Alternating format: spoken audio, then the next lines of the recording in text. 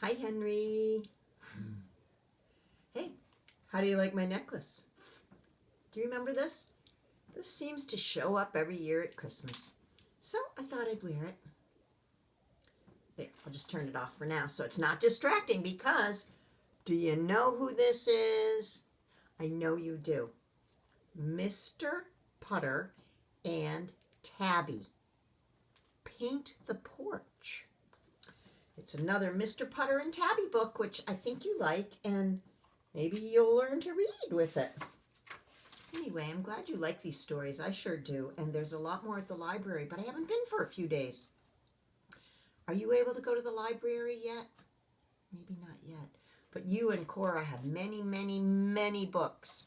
So hi, Cora. Hi, Bonnie. And hi, Henry. This is Mr. Putter and Tabby Paint the Porch by Cynthia Rylant.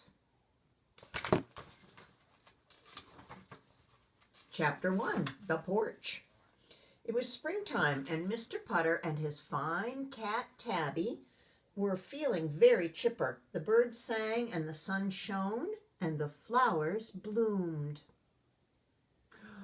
It was so cold here today. I really like thinking about spring, but it's going to be cold for a while, I think, because it's winter. Are you warm enough in your house? I bet you are. You have a fireplace. Mr. Putter and Tabby went out on the front porch with a book. Let me read you a funny story, Mr. Putter said to Tabby. Tabby purred. She liked funny stories. She curled up beside Mr. Putter and waited and waited and waited. But Mr. Putter was not looking at the book. He was looking at the porch post. Said Mr. Putter. He picked up Tabby and looked more closely. He said again. Mr. Putter walked all around the porch, looking and saying, Look at Tabby's face. She looks a little surprised. She or he, I don't know. Finally, he said, Tabby, this porch needs paint. First, I'm going to paint the porch, and then I will read you a story. So Tabby purred. She loved Mr. Putter's plans, especially when they included her.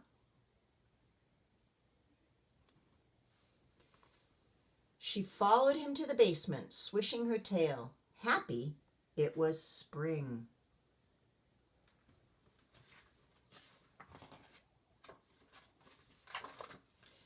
Chapter 2, Scat. Mr. Putter carried his painting things to the porch. He had a bucket of pink paint, a big brush, and some rags.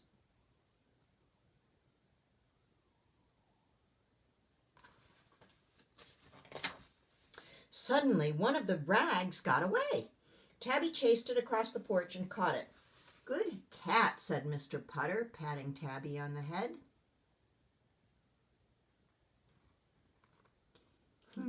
Tabby purred.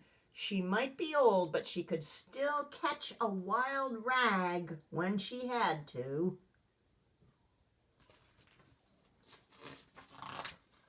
Mr. Putter dipped his brush into the bucket and began to paint. Mommy and Daddy have done a lot of painting lately, I think, with the new apartment. As he painted, he began to sing. He sang about paper roses and blue bonnets and coming round the mountain. Ooh, that's a song we can sing later. I bet you know it. Maybe you don't. Maybe you'll learn it. Okay, back to the book.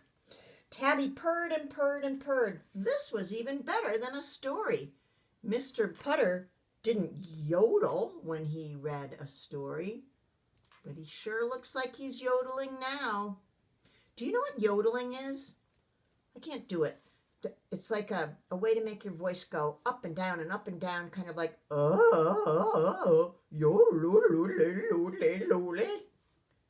That's my best yodeling. Not great. I won't do it again. All was going well when suddenly a squirrel showed up. The squirrel jumped onto a freshly painted porch rail. "Shoo!" said Mr. Putter.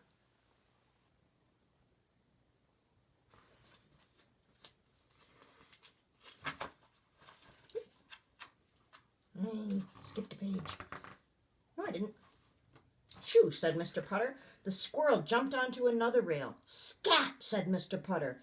And then the squirrel ran across the floor of the porch. "Scram!" said Mr. Putter. And that's when Tabby remembered how good she was at chasing things. "Yikes!" yelled Mr. Putter.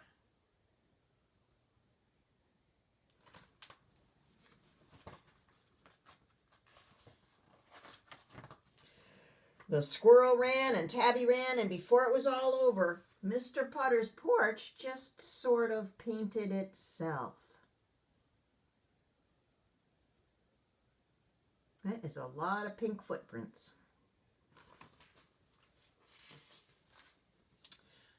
The next chapter is called Very Pink. The next day, Mr. Putter's porch was very pink. The walls were pink, the floor was pink, and even a few of the windows were pink. Look at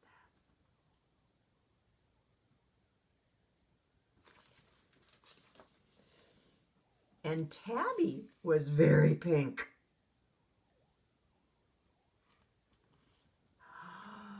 Mr. Putter's neighbor, Mrs. Teaberry, walked over with her good dog, Zeke. "Oh dear," she said, looking at the porch. Zeke was smiling at Tabby's. Oh, Zeke was sniffing Tabby's pink whiskers. Looks a little messy, doesn't it? It's not just solid, it's all patchy. Mr. Putter sighed. "I have to do it all over again," he said. "Well then, we will help," said Mrs. Teaberry, rolling up her sleeves. So Mr. Putter went back to the basement, and Tabby followed, swishing her pink tail.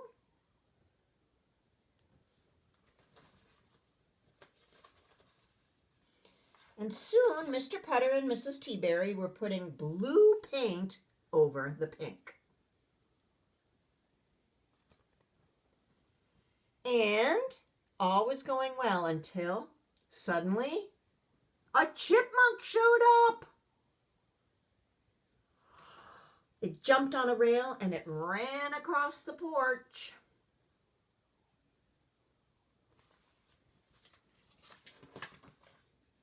And then Zeke remembered how good he was at chasing chipmunks. Uh-oh.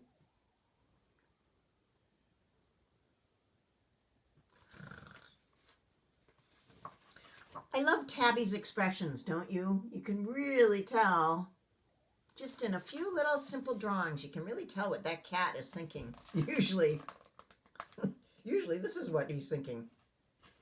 He's surprised. Well, chapter 4. I bet you couldn't even guess the title. It's called A Lovely Yellow. Can you guess what's going to happen? The next day, Tabby and Zeke stayed inside Mrs. Teaberry's house while Mr. Putter painted his porch again. He covered up all of the pink paw prints and all of the blue paw prints and made the porch a lovely yellow. I think Mr. Putter has a lot of paint on hand. When the porch was dry, Mrs. Teaberry arrived with Tabby and Zeke. Oh, Mr. Putter was happy to have Tabby back.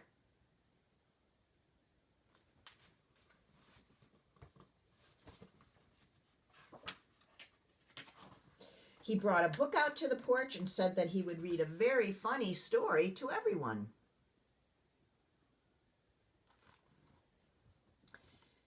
But just as Mr. Putter was about to begin, a pink squirrel and a blue chipmunk walked by.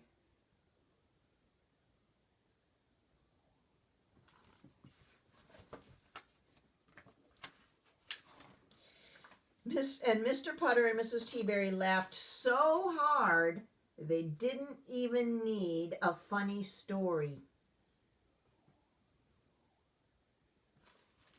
Have you ever seen a blue chipmunk or a pink squirrel? Me neither. There's Tabby cleaning herself off. The end. Hope you liked it. I did. I'm going to look for more next time I go to the library. Tomorrow's Thursday. Library's open. I'll look for more Mr. Putter and Tabby because it's the last one I have. Love you guys. Mwah.